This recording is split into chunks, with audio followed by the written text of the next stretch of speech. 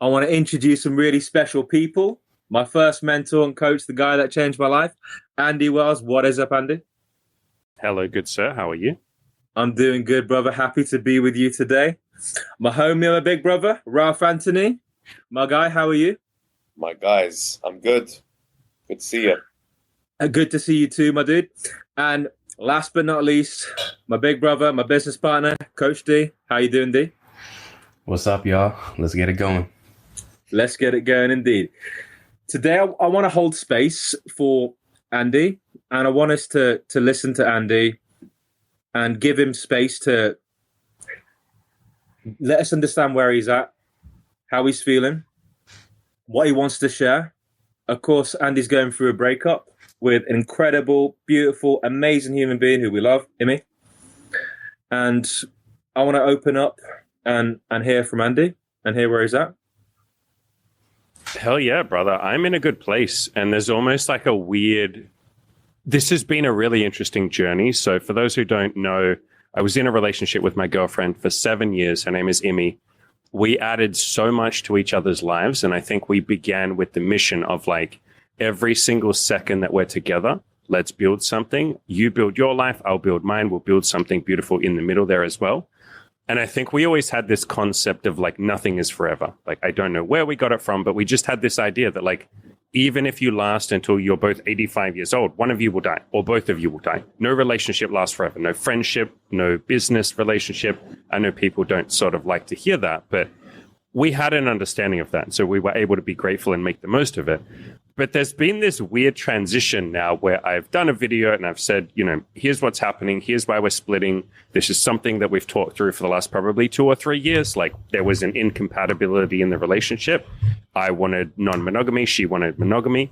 And we're sort of separating. There's been this weird situation or weird feeling of almost like the two of us grieved for a few days and processed everything and we're good now. But a lot of people aren't. And so there's a lot of people around us saying like, you guys are faking it, or you should be sadder, or you're not supposed to be this like healthy in a breakup. You're supposed to just cut your ties and she needs to just fuck off, or you need to fuck off and cut contact, because we're still sort of running the business that we built together a little bit. And we're going to slowly transition away from that because I don't think that's what we want long term. But it's been an interesting position to be in. And I've noticed this a lot as well with, I mean, pretty much everything in life. If you have a very maybe stoic, or I might say like well-adjusted, maybe that's a judgment, but well-adjusted view of a breakup or a rejection, or someone doesn't want to sign up for your coaching program. If you're pretty healthy and you're like, yeah, man, it's all good, beautiful, like we don't want to do this anymore, let's go separate ways. A lot of people project their own sort of feelings or how they might feel on that. And so I've been almost like, I won't say gaslit, I think that's a strong word, but there has been just a little hint of that, of people saying like, you're not really okay. I don't think you and Imi are really okay. You know, it's only been 5 days. You guys should be at each other's throats. But that just isn't our experience. I don't think it's what we were ever leading towards with each other. And it's an interesting idea. Grief brings up a lot of different feelings in people, a lot of different ways that they deal with that. Rejection is the same thing. If we want to talk about something a little bit lower down there, you know, you walk up to a woman, you say, you're cute. She says, I have a boyfriend. A lot of people would go, beautiful. I hope you guys have a great relationship. Cool. I'll go talk to the next woman. And a lot of people think I must have done something wrong. It must be because I'm ugly. Ravi, you are one of those people. I used to be too. I should have done something better. I should have been more of an alpha male. It's like, how does you being an alpha male make her want to break up with her boyfriend? Sometimes it will sure fit, but you know what I mean? And so I think these, like, I'd love to maybe get into a discussion with the rest of you, and we can talk about grief, or we can talk about like heartbreak, or we can talk about even just like low level rejection, or in a business sense, someone doesn't want your product or your service. The mind can sort of play tricks on you and go, it must be a shit service. I must be a shit coach. I have nothing to offer. I'm a loser. I shouldn't be doing this. So yeah, maybe I'll open it up to the rest of you. What have your experiences been with rejection or grief or anything like that? Yeah. So I'm going to comment on this, and I want to bring Ralph in actually, because I think Ralph's got a lot of relationship experience, and also comment on like some of his highs and lows in business. But for myself, My experience with Heartbreak when it first happened, my first one was in your program, Andy. A lot of my first were in your program, losing the virginity, all that. A lot of the first business wins, all that, right? But it was also first Heartbreak, right? And I remember being absolutely devastated, as in, it was my first time. It was like world-ending pain. I remember we did a coaching call. I remember you helped me understand, how no matter how awesome the experience and how great the gal was and how you had a shared vision and whatever else, there will be others. And this is a journey, and you grow from it, you learn from it. What I had in that time was an insight into like the frailty of the human condition that gave me an appreciation for being alive, right? As bittersweet as that sounds, the context for this is I was quite hurt by some behavior on the part of this girl I was dating. And it was the first time I've experienced this type of pain. The friendship and the support and the brotherhood I had around me, right? And how much these people cared about me did something that was remarkably healing for me at a deeper level. How my friends called me and, like Pow, the Dom, a few others, and helped me understand, Ravi, you're at the start of a journey. Like, these guys have been through all these things. They've done all this. They've been at it for years and years. And like, Ravi, you started late. You're going to have to learn these things. But as I got over that, and it only took a few days, I can say it was very interesting. On the other side of that, there was a very special moment where I gained a certain level of self-trust in myself. A few days before that, I was in like earth-shattering pain. 3 days later, I was approaching women and getting numbers and getting a date. And it taught me something about myself as a man. And it was that as long as I keep growing and staying on this journey, I will succeed. I will win. It's inevitable, right? And it taught me something about resilience and how you can be in like level 13 pain and honestly not a few days later like have wins again. That's happened to me so many times in my life. I've went from darkness, bad experiences, to light and beauty and incredible wins. And I've just seen it so many times at this point to where rejection and these sorts of things, you learn so much about yourself in them. They expose your wounds. They expose things that we still need to work on and parts of our mindset that we need to learn to develop. And of course, it's a journey. But I almost feel like now I like the objective reality that is shown to me when I have these experiences. I like what I learn. I like how I grow from it. I like that it allows me to be better. Right? That's my take. Rav, how do you feel about this? Firstly, Andy, really interesting how other people always want to chime in on their opinion of your breakup. And like, oh, shouldn't you guys be more upset and all this? It's just like the only people that understand this relationship as you and Amy. And so exactly. Anyone else 100%. is trying to stay to you or come in with this opinion, like fucking so much of that can be so destructive. So I wish you well with that. You seem very emotionally mature, so I know you're going to be absolutely fine. And given you're in this space, the men in this space are just fascinating. They're relentless, and they got this relentless need to just, right, I'll come out of this and I'll be better and things will improve. And Ravi's got that. Ravi's picked that up over a lot of pain and strife. Luckily, I don't know, I just had that young as a kid. I had a masculine father who instilled these things into me. But heartbreak is an interesting one, man. Heartbreak is a privilege. I think it's a privilege for every man. I think it's a graduation for every man. I've done some of my best work after heartbreaks. I've broken my own heart. I loved girls and knew I had to end it and walk away. I think I'm going through a breakup myself now. I know it was only 2 months. It wasn't an official thing, but I broke up with her a couple of days ago. We mutually walked away from each other. So this is funny. Like Tate says, like I'm almost breaking up with a different chick every couple of weeks. So it's become very normalized to me because I haven't had a long-term stable relationship now for a few years. So I'm just like in and out of some of these relationships. So it's become normalized to me. But it's incredible the pain that men go through with it. And I think you were talking about turning pain. Coach D's good at turning pain into power.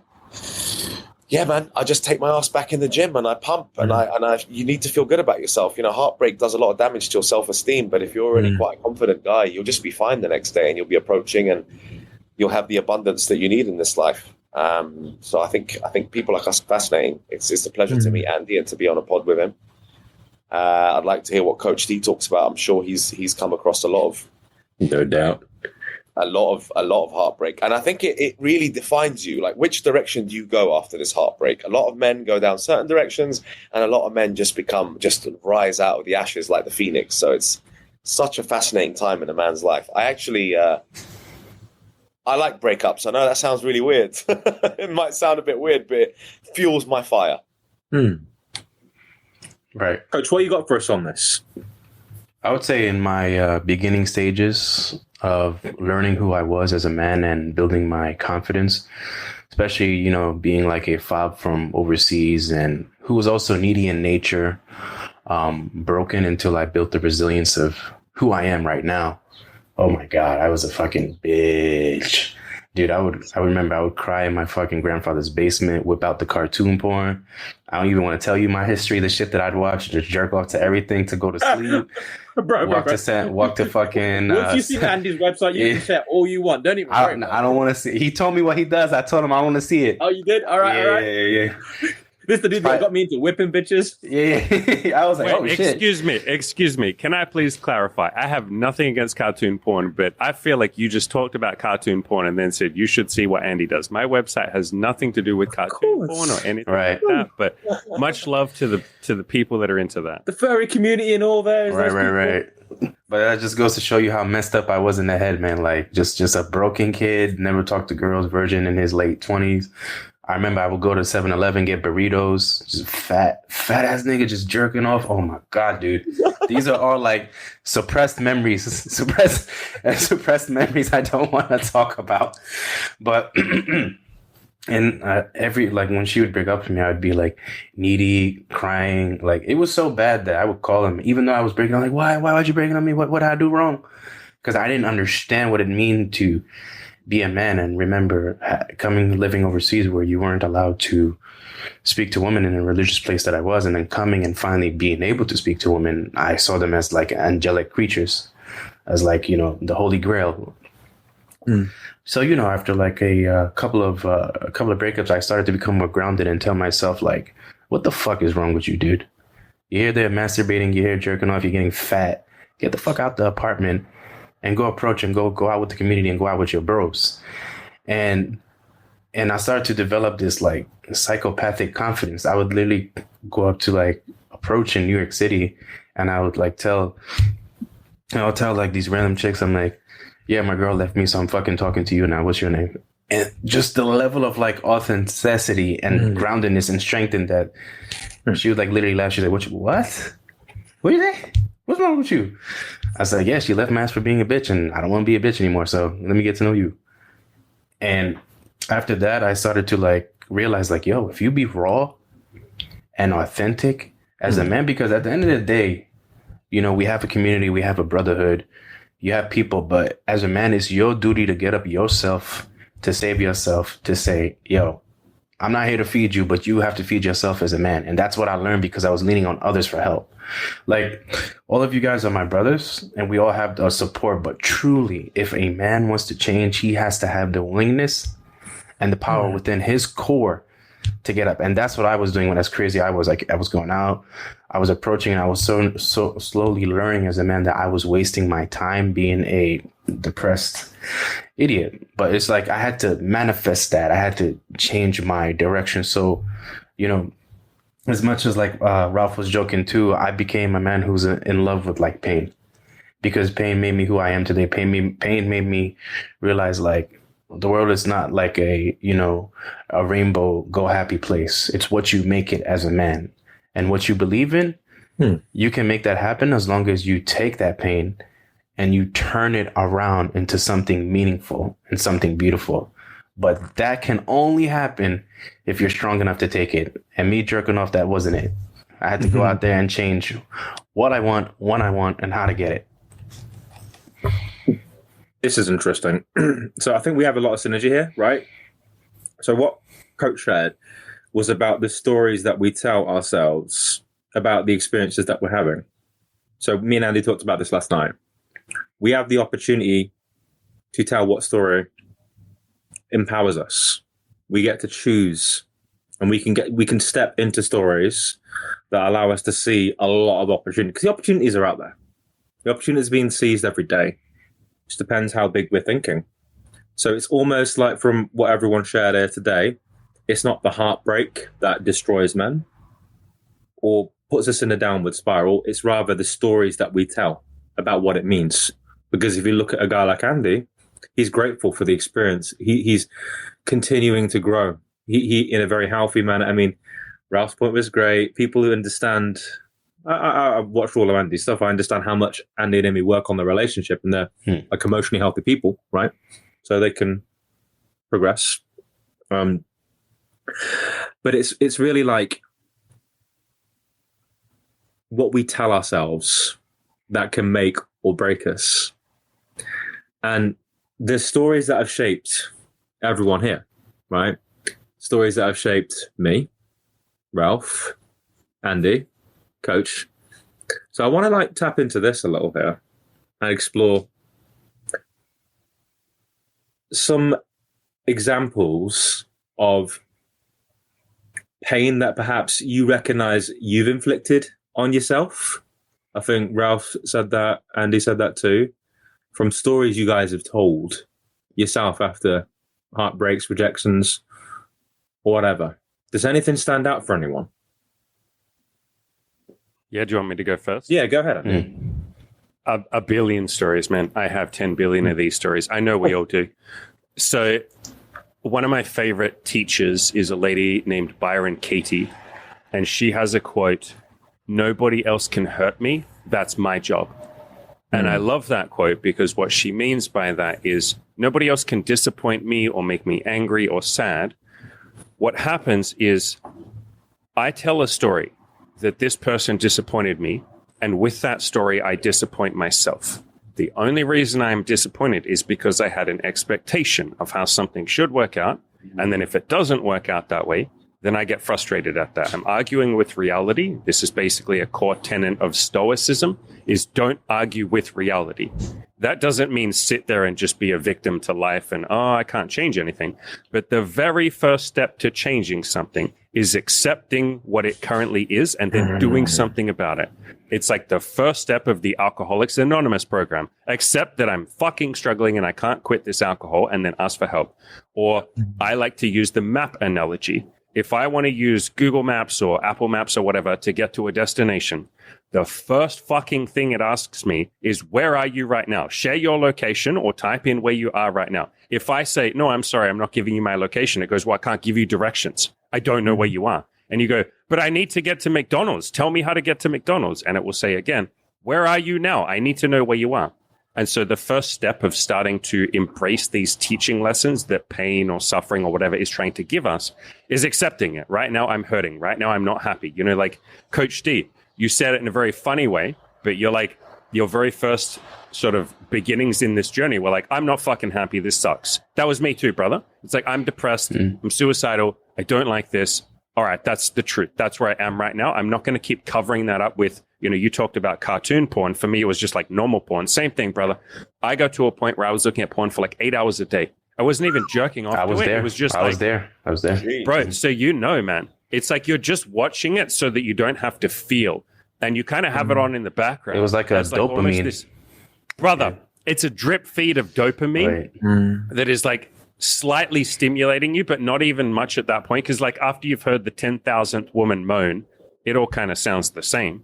You sort of give yourself that like dead brain, or I call it zombie brain. I was doing the same with alcohol, and I hit it under the guise of like, I'm teaching myself how to make cocktails. And so I bought these cocktail books and I had like 50 different types of alcohol. And I was just basically permanently drunk for like a year or two, even to the point where I'd be tipsy when I went to work. I don't know how I held down a job, but I used that job as self-medication too. I was a manager, which meant I could work as much as I wanted. Like I was on a salary, so I could do overtime and like the company didn't care.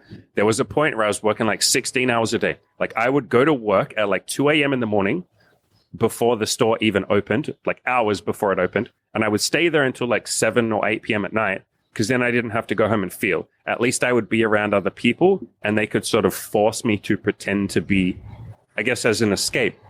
I binge watched TV shows, video games, any self-medication you can think of, I fucking did it. And all of that was an escape from the current reality. And so I think the very first step for, I won't even just say a man, but for any human being that wants to start healing or start turning pain into like progress, you got to accept where you are right now. I think all of us were able to, at the start of our journey, say like, all right, I'm done. This is it. I can't keep going down this pathway. I'm in too much pain. So Ravi, I know I completely didn't answer your question. Do I have any examples of when I lied to myself? I feel like that is the example of me lying to myself. I would say, I like drinking alcohol. It's fun. No, it's normal to watch porn for 8 hours a day. I got to a point where I was agoraphobic and I literally couldn't even leave the house. Like I lost my job and I would just sit at home and I burned through like $30,000 in savings over like a year period because I just didn't leave the house. And I was like, that's normal. I just don't like to go outside. It's normal to not have friends. Like these are the kind of lies that I told myself. It's normal to want to kill yourself every day. It's normal to like have a completely dysfunctional relationship at that point with my partner, who was like basically the only person in my life. That's normal. It's normal for a man to have nobody in his life except his partner. I pushed my parents away. I pushed my family away. Like these were the lies that I kept telling myself. Those are big lies, but I think if every man or if every human being wants to start this journey of self-improvement, we have to start admitting, or it requires the willingness to admit those stories that you might be telling yourself right now, which are full of shit. Wow. No, that's strong. I'd say it's like mental gymnastics. So, every time like when me and Ravi we talk about like funny stuff of the past, I stutter a little bit because I'm like embarrassed to like dig up those memories, and I'm laughing right now because I just literally remember of how much of a fucking incel I was. But no, I would lie to myself. I was like, oh man, you watch cartoon porn, you like anime, that's chill, bro. It's okay if you go to 7-Eleven and get fat and take a big ass dump and shit, and you people just don't understand you a little bit quirky. You're weird. And my mom, and I remember my mom and dad said, why are you so emotional? Why are you so sad? And I was like, I don't know. And I had such like low energy, or just that weird kid trying to like desperately trying to make like friends. And then just one day it just hit me, and I'm just like, that's when I got into the community of other men who was like going out there talking to women, self-improvement, stuff like that. And then it hit me in my brain like, dude, you're getting older, you're getting fatter, you're getting uglier. Stop making these excuses. Stop playing these video games because you like fantasy. Stop liking anime. I still do. It's because it was a part of my upbringing of who I am. But I'm more grounded and more healthy as a man. And I tell everybody that come to me, definitely when it comes to coaching, when they talk about like, oh, it's my race, it's my height, it's my accent, it's my body weight. I don't have hair. I don't have a beard. My nose is too big.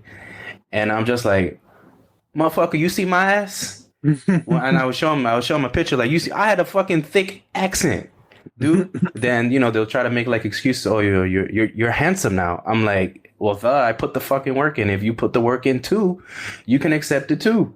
And guess what? It don't matter what race you are. It don't matter the height. Yes, they play a role. But if you are a man and accept the fucking cards you've been dealt with and put your ego and emotion aside, you, my friend, will be able to get something in life regardless. Yeah.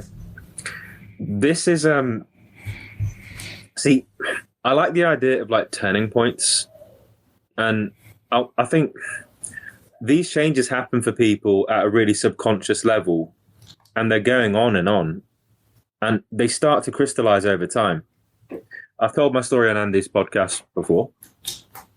People may or may not have checked that one out, but I'm another example of someone who frankly did tell themselves a bit of a fantasy for quite a while about how things will just work out, right? So I was avoiding, right?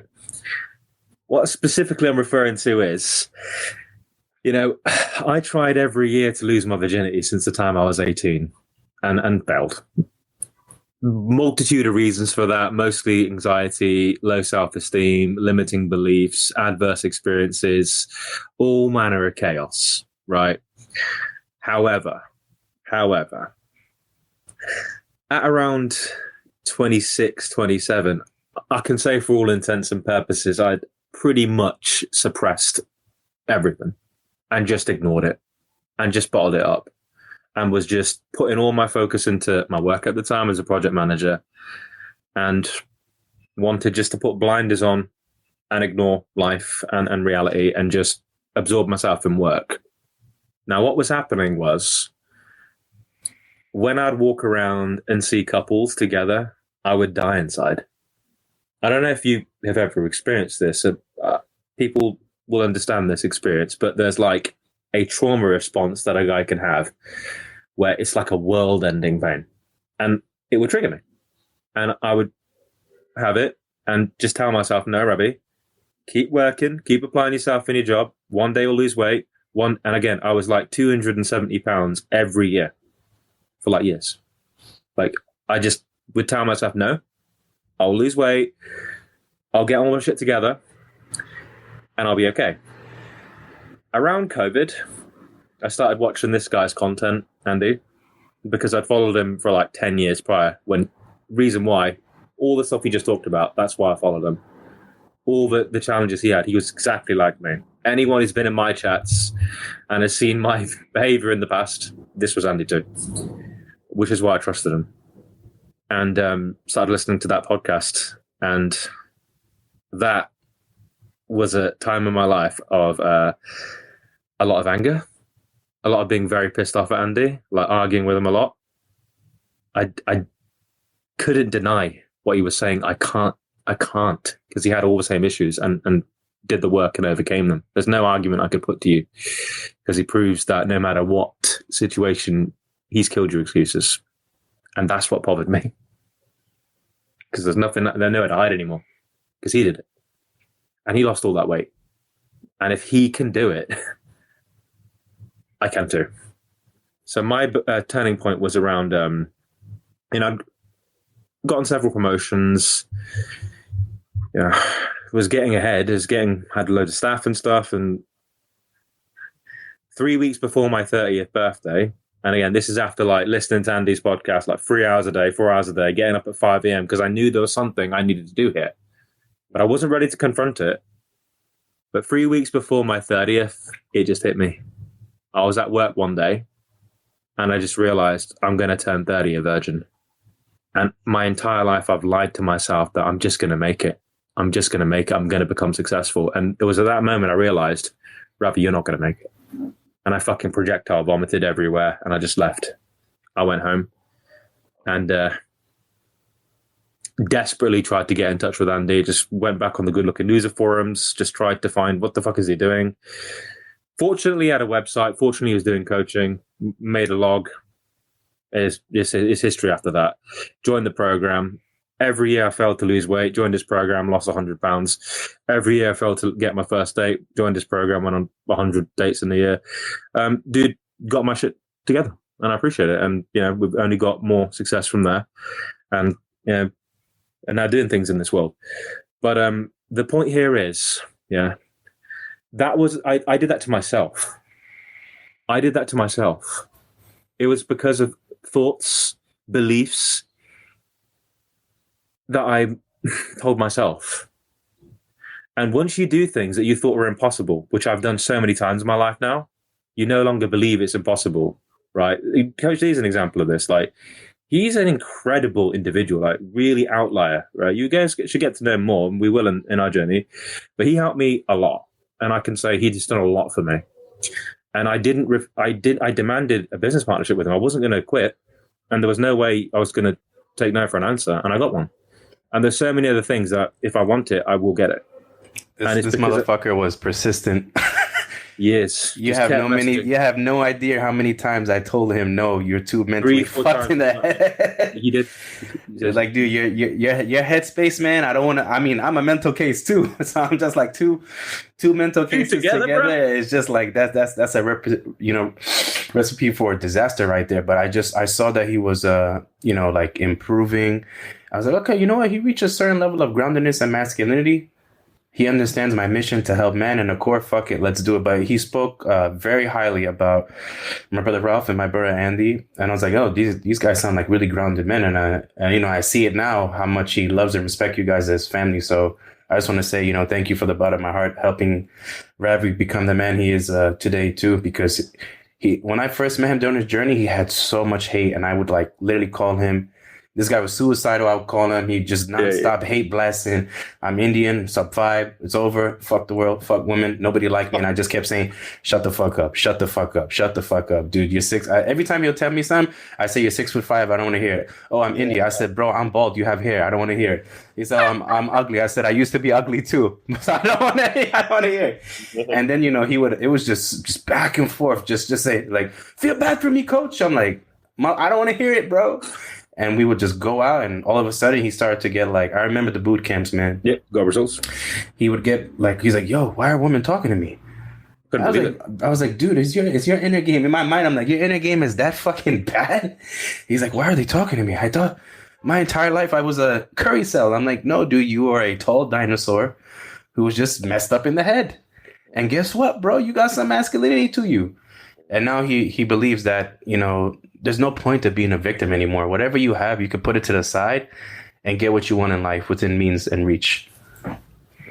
Bro, and my favorite saying that I say there, when a guy comes to me with the same sort of like, I guess it's a fear, like, I'm Indian or I'm Asian, no woman's going to like me. My favorite response is, a lot of women out there are not as racist as you. So good. Damn, that's a good one, man. I'm gonna have to steal that. I'm gonna have to steal that. Yeah. Right. I love that. That's facts. I want to chime in here. You guys have some fascinating stories. You come from a difficult. It all started out quite difficult for most of you. I mean, I heard 8 hours of porn a day. I was like, what? Like that is a story and a half. To come from that and turn it around, and Ravi, virgin at 30, like this shit hits me hard hearing that, because I lost my virginity at 14. So like it was. Oh my God, I hate you. Get out of it. Get off this podcast right now. Yo, that shit was the opposite. I know. Damn. But look, we've all got those stories. I mean, I was like, I was bullied at school for a year really badly, and that was my turning point. But I guess the stories that I told myself, and the original question was a story that you tell yourself around the context, and the stories I used to tell myself always as a kid. And again, I really do think it comes from my masculine father and my 2 older brothers that were quite tough on me and that were pushing me like, come on, don't be a pussy, slapping me around, get to school, like, do it, fight the boy. Like my brother would stand there and play fight me, like, come on, what are you going to do to that kid tomorrow that called you something? Aren't you going to punch him like this? So I grew up in a household that was aggressive and manly. I had a soft, wonderful mother. I had 2 brothers beating me up, and my dad telling me I had to be a man, I had to be successful. So, so the stories I told myself were that every day, like leaving the house, I'd get to school, I'd be like, yeah, I am the man. Yo, like I can't take this bullying anymore. Smack. And I was a bad kid with a bad temper, so I was smacking a lot of people and getting into fights and getting into trouble at school, and I was the rebel. And that got me the girls.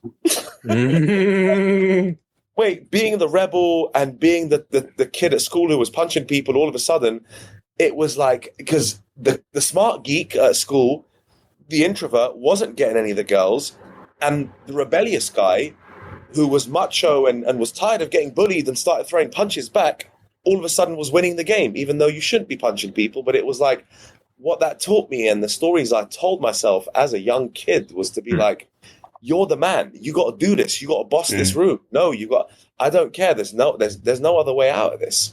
And I guess the influences as you were growing up, I'm sure there are things that happened in your lives growing up that this is why you were the way you were.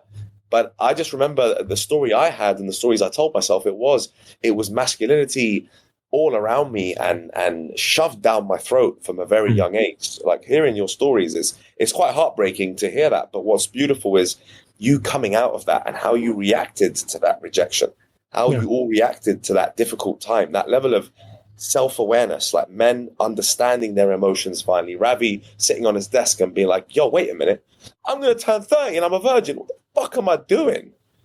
So it's, and finally doing something about it.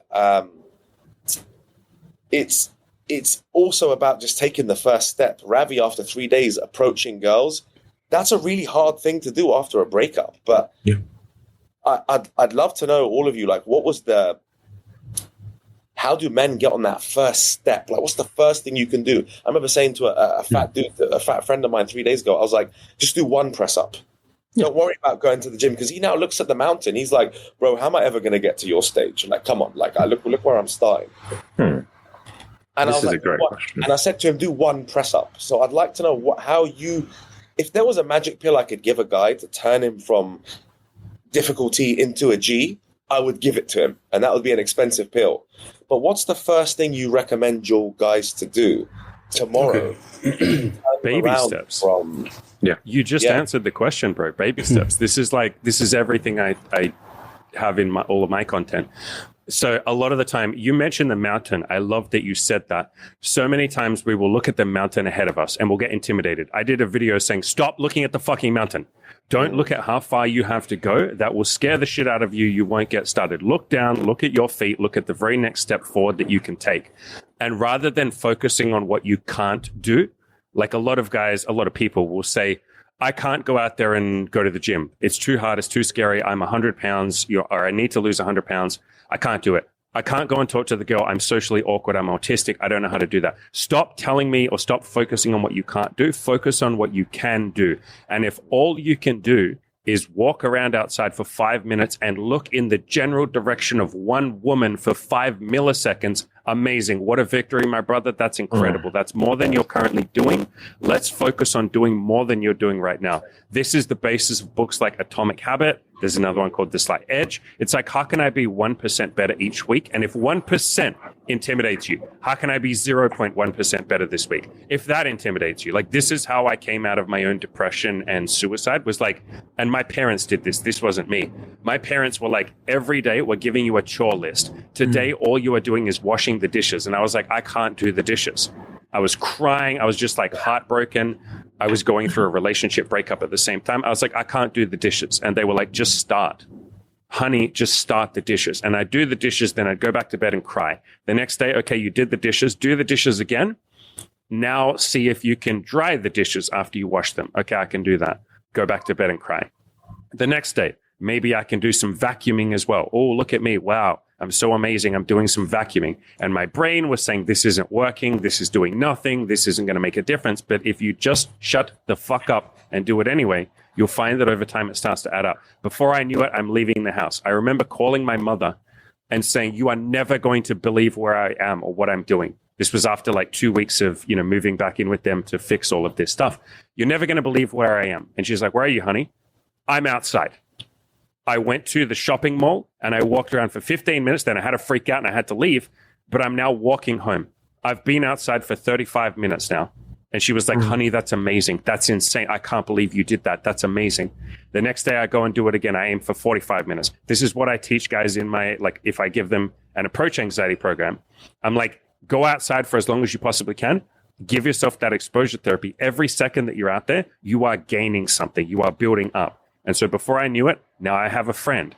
Now I'm going to go apply for jobs. Then I get a job. Then I get promoted in that job. Then I move out. And then boom, suddenly my life is on track. There is no way in fucking hell I would have done all of that if my parents had said what people often say with depression, which is, you need to go and get a job. You have to get some friends. You have to go and exercise. I would have just like finished everything. I'm trying to say that in a YouTube friendly way, but I would have finished, my life would have finished. And so it has to be baby steps, like you said, Ralph. You answered the question yourself, brother. It's like, do one fucking push-up. And you're like, I can't do a push-up. Okay, imagine doing a push-up. Literally sit there for 5 minutes and think about how you would do that push-up. What would need to happen for that push-up to happen? In other words, if a goal intimidates you, break it down into smaller baby steps or smaller sub-goals and start working on that. A lot of guys never start because they're so intimidated by all the work that they have to do. I get that. It's scary. If I told Ravi you have to completely overhaul your life and do everything all at once, he would have been like, I can't fucking do that. Same with the rest of us. So start with tiny little baby steps. Beautiful. And completely agreed. That's how I did it. That's how Andy did it with me. And I want to just also comment on how that mentality changes everything, because it gives you the keys to the universe. Yeah. The keys to the universe is long-term consistency. That, in my opinion, right? You have the right methodology and you stick to it, and you find something that works and you stay with it for a duration so long that most people think you're crazy. And that's how you win. It truly is. Yeah. One of the things that Andy used to tell me is like, think in terms of decades, right? Yeah. So a lot of what me and Dee do with guys now is about using a methodology. You start where you are, and we're going to move you all the way over here to what your vision is by just doing the basics and just scaling up over time. I'm going to give you an example of what that looks like. So we go back to me and Andy's group. Okay, 270 pounds. I've got to lose however much. I've got also to drop my anxiety levels. I can't talk to anyone. I'm a virgin. Never been on a date. There's a list of 100 problems, right? And you know, Dee was sharing a little bit there, right, about how I was a bit of a pain in the ass to Dee. I was 100 times worse to Andy, right? Andy saw the worst of me. Thank you for taking care of that half. Yeah. No. Andy did the most ugly part of the journey was with Andy. Like, but he was the same. But I want to interrupt and say you weren't as bad as you think you were. I could see the potential in you. I could see that you were just fucking desperate to be loved, man, by other men, by women, obviously, and I think more than that by yourself. I think you have this narrative in your head that you were some like arch nemesis of me or something, or some demon devil little child. You weren't, man. You were a guy that was so clearly in pain, and everything you were saying and acting from was coming from pain. But I don't think you were anywhere near what you think you were. I think there was a lot of lovability inside you. It just struggled to come out. Yeah. And I appreciate you saying that, because I've often felt bad that I was behaving this way. But yeah, I know you're really cool with Andy. We talked about it several times, and we align in terms of the realities of that. And it's the patience and it's the ongoing love and support that does the transformation for people. So I'm there, right? And I just do this basic stuff, and the results are coming. And then I'm getting better experiences, and then I'm having like more meaningful experiences, and then I'm like changing, and then I'm making more friends, and then I'm being invited to different countries, then I'm traveling, then I've got new housemates, then like I get it in my brain, maybe I can start a business, and then I start getting customers, and then I go, it just goes insane from there. And then I'm like this guy, and I've like doing this really crazy stuff. Like I'm going around the world. I've got all these people I know now, and I'm permeating the depths of this like space, and I'm getting to know everyone, and I'm just in places I didn't believe I would be in, right? Just shocking stuff. Like all the guys I idolized and met and like was inspired by, everyone I got like brainwashed by and inspired by, they're in my life. They're genuinely friends at this point. Like for business, Vin, right? He's my business partner in my performance company. Like everyone who I wanted to make a connection with, I've done it. Like I've done outlier, just crazy people stuff from nothing. Ground zero, by just doing a very basic thing of I'm going to get up, I'm just going to chip away at it. Nothing else, nothing special, nothing Herculean, no David Goggins type of stuff. Regular man over here. I just do very basic things, but just keep doing them. And the reality is, I've seen the world. I've lived on the beach. I've done all these things just by doing very basic consistency. And the beauty of this game, and why I love it, why I sincerely love this stuff, every year you get better. If you're working on your body, if you're working on your business, if you're working on your relationships, every year you get better. Every year you have more incredible experiences, and the quality of them and the depth of them. If you are emotionally evolving and becoming more mature and grounded and well and everything else, you attract better outcomes, right? So this is just it's just so good.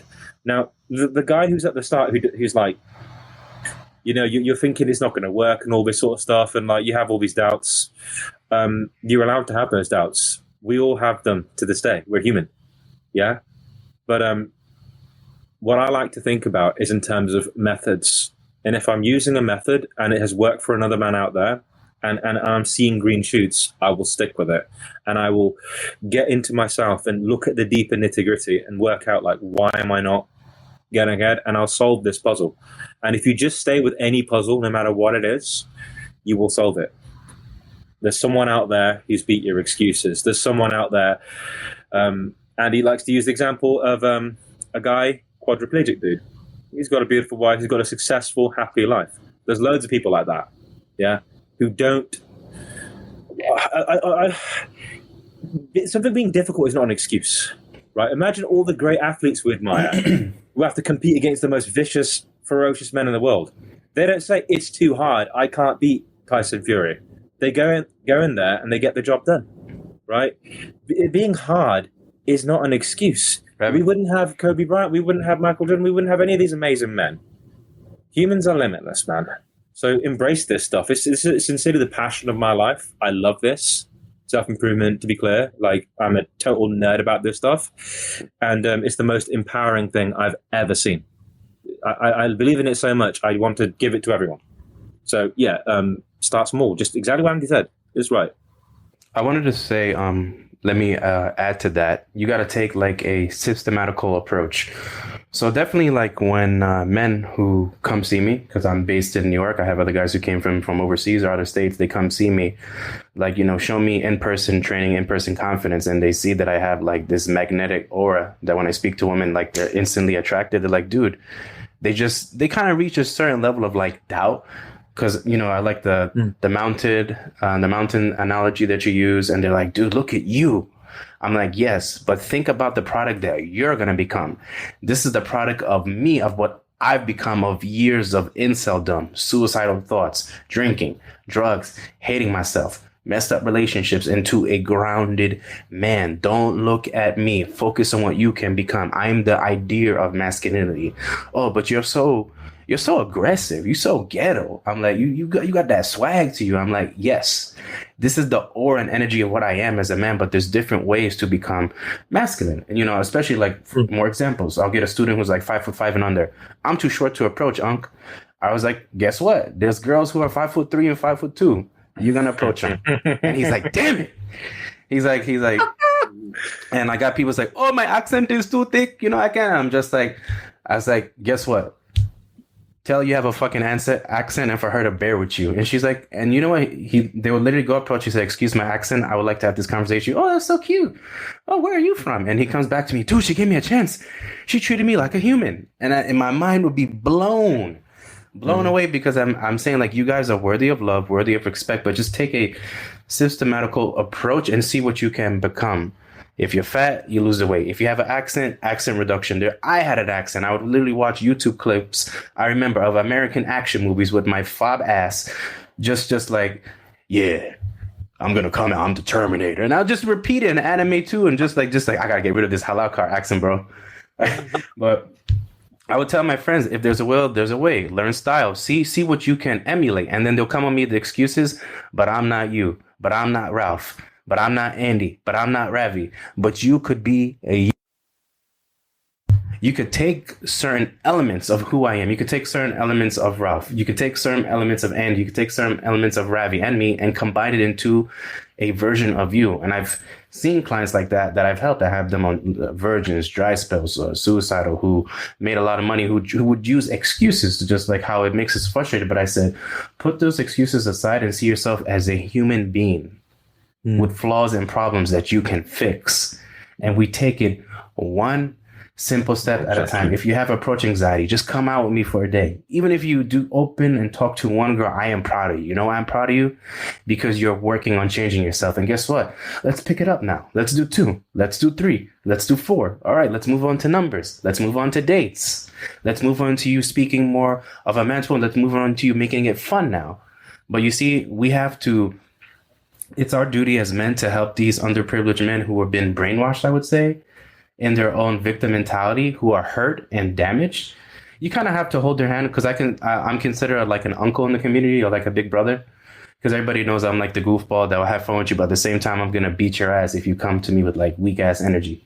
So they know, like, oh shit, Uncle D's out in the field, coaching now. You better like come correct or else. But, I want to make it fun. I'm showing them like, guess what? Not everybody gonna like you. Not everyone's gonna be your type, or you're not gonna be their type. But guess what? If you run enough volume, if you just take the chance, be okay with taking a little bit of a pinch, a little bit of a slap, some kind of pain is gonna turn into small victories. And I like the fact that we're all talking about it. As I said, there's a system to the madness. But are you patient, and are you willing to go through that madness to become great? Yeah. Can I highlight something that you said before, D, which I think was beautiful? You said, you have these clients of whatever ethnicity. They walk up to a woman, they hit on her, they come back, they go, holy crap, she treated me like a human being. Yeah, because you treated yourself like a human being. Amen. And I'd be baffled. Bro, so many times we reduce ourselves down. I call it objectifying. So many guys out there, women do the same thing. So many guys out there objectifying themselves, saying, I'm a short guy. Bro, that's one part of you. And you're making it sound like that's the whole thing. Or I'm bald, or I'm this. That's objectification. That's why I said the racism comment before. Other women, like women out there, a lot of them are not going to be anywhere near as racist as a lot of guys are to ourselves. Same thing with like treating yourself like a human being. So if you start to believe in yourself and say, maybe I can give me a chance, guess what? Other people will. But if you walk around out there saying, who the fuck would date me? I'm a loser. Then it's like, what energy do you think you're bringing to them? Right. And why the hell should she love you if you don't love yourself? So I feel like that's kind of the theme of everything we're talking about here is if you want to call it belief, if you want to call it self-love, if you want to call it masculine energy, whatever you want to call it, but it's got to start with at least that little glimmer of hope of like, maybe, just maybe, there is some woman out there who'll give me a chance. I think I might be worth it. Let me go find out. You don't have to fully believe in yourself. You probably won't at the start, but like just give yourself that opportunity. Otherwise, you're essentially bullying yourself and saying, I'm not good enough. That's straight up bullying. I'm not good enough. I'm too short. I'm racist. Okay, go say that to some other guy. Go find some other guy on the street, walk up to him, a guy that's maybe a bit shorter, walk up to him and be like, bro, you're so short. You're never going to get laid. No one is ever going to love you. You don't deserve love. You're such a piece of shit. You shouldn't leave the house and you don't deserve friends. And I hope you suffer for the rest of your life. And if you ever try and be happy, I'm going to break you down. I'm going to systematically walk around and just harass you nonstop, 24/7 until you start to believe that you're a fucking loser.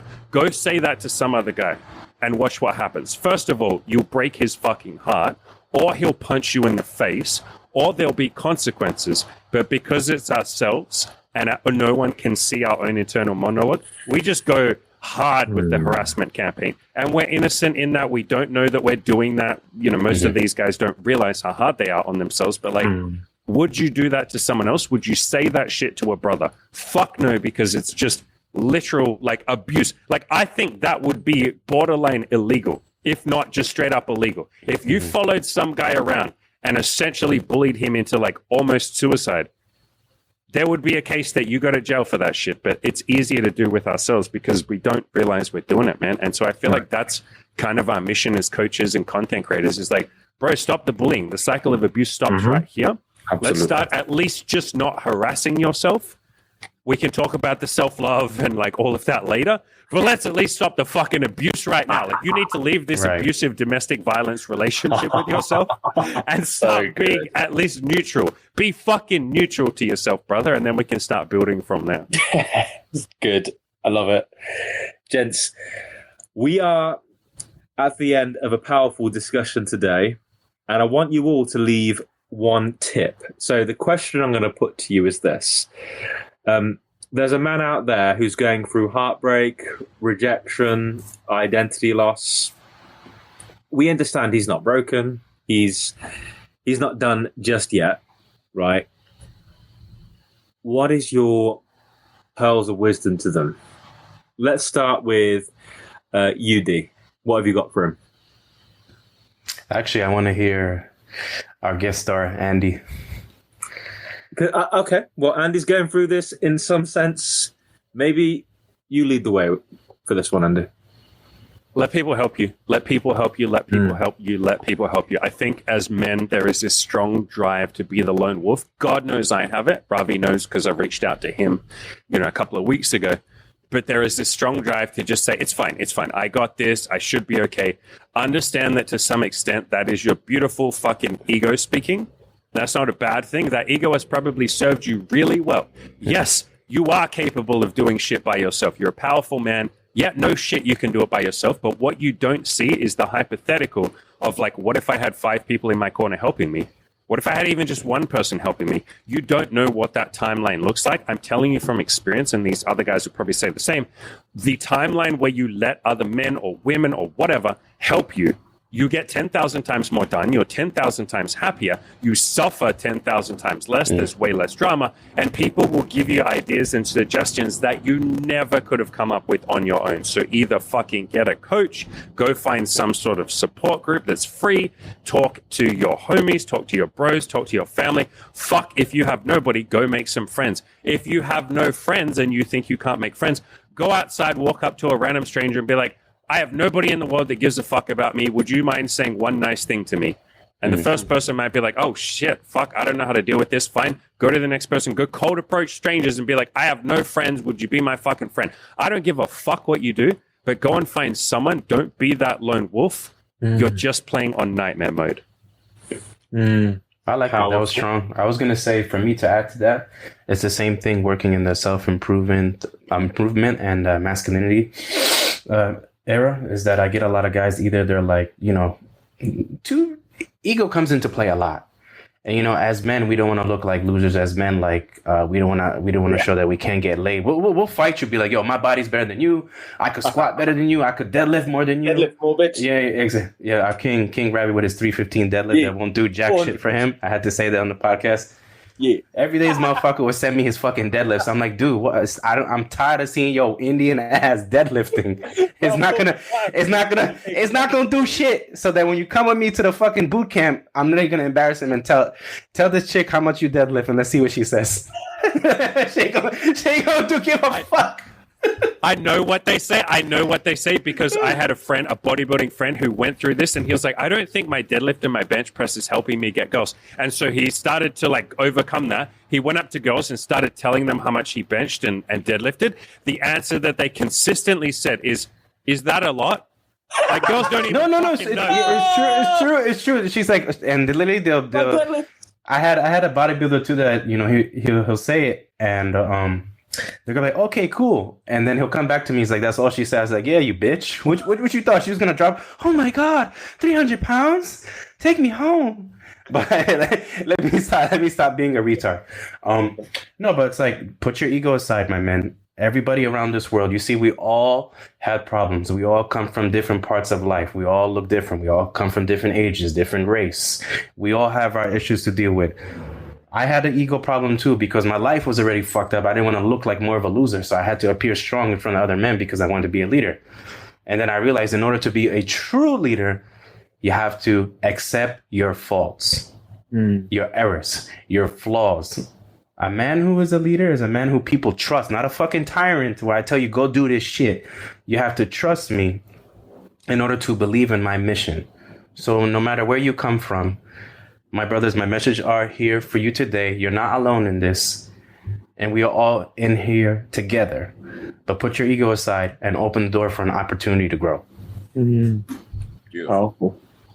You guys took the words out of my mouth. You literally took the words out of my mouth, because the things I wrote here, both Andy and you have said it. And I was like, bang, these guys have said what I was going to say. I literally wrote, you are not in this alone. That's the first thing I'd say to these brothers. I'd be like, brother, you are not alone.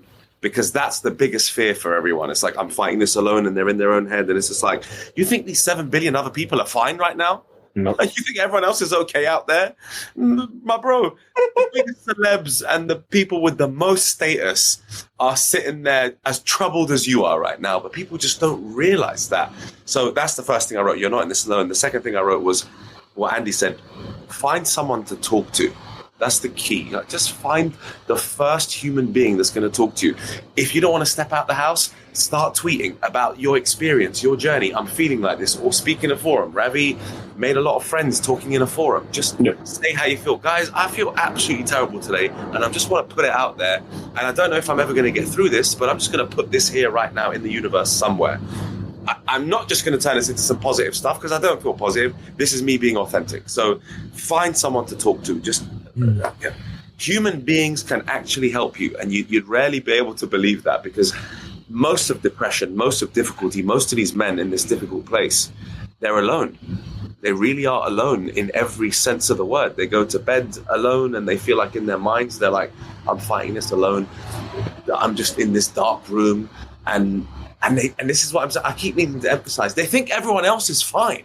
No. You think everyone's okay? No. You think everyone's got this shit figured out? I'm a fucking head I'm case. a young multi-millionaire who's traveled the world and done all this shit. And I'm still waking up tomorrow like, I'm kind of lost right now.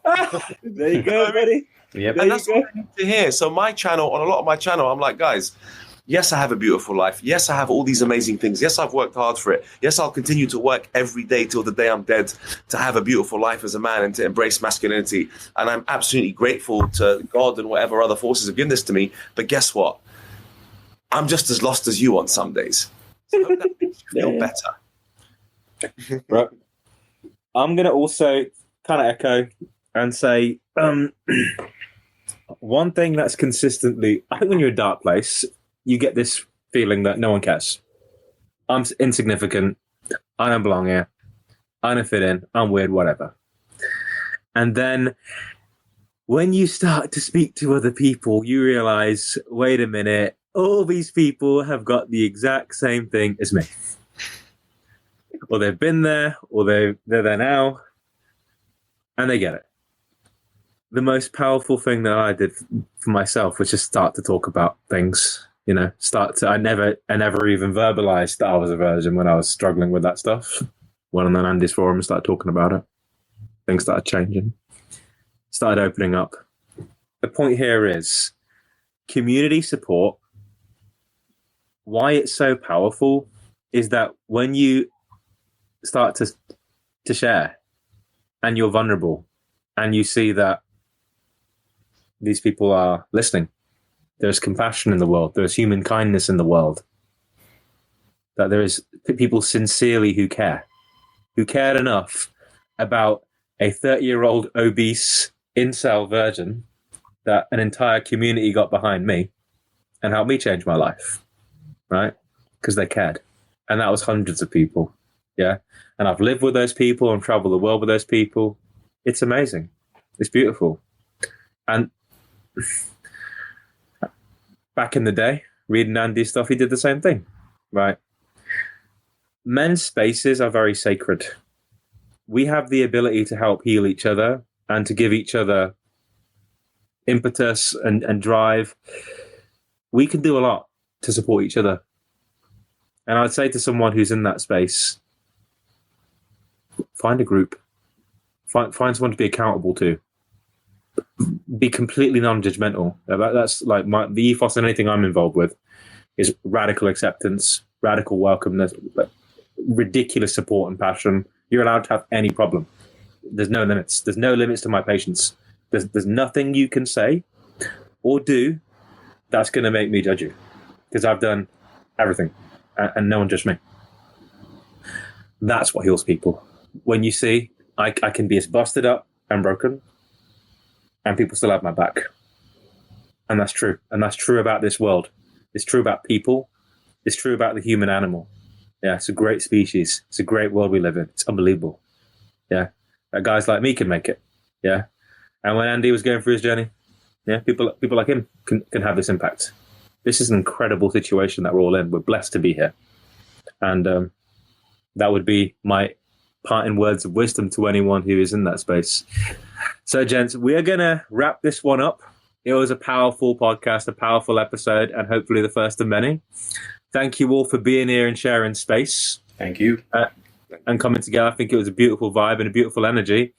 And we want to just continue doing this work and put in action out there, love, and driving excellence and performance for everyone. So thank you all for your time today. I greatly appreciate you all. Appreciate you guys. Take care.